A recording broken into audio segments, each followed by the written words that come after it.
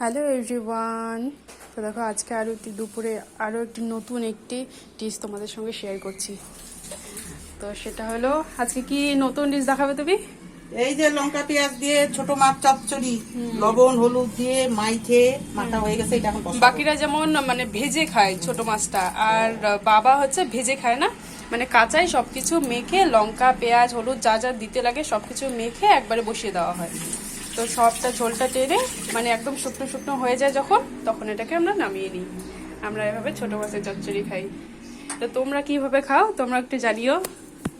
Tata tata করে দাও। এই যে বাটা মাছ আলু। ও আজকে আবার বাটা মাছ হয়েছে, বাটা মাছ আলুর ডাল। এটা কি? কলমি শাক। এটা কলমি শাক। হ্যাঁ, এটাতে একই জিনিস। হ্যাঁ, এই ডাল এটাও নিচেও কলমি শাক রয়েছে, আর এটা করলা আলুর একটা সবজি। হ্যাঁ, তো আজকে আমাদের দুপুরে রান্না কমপ্লিট। কমপ্লিট। টাটা। টাটা।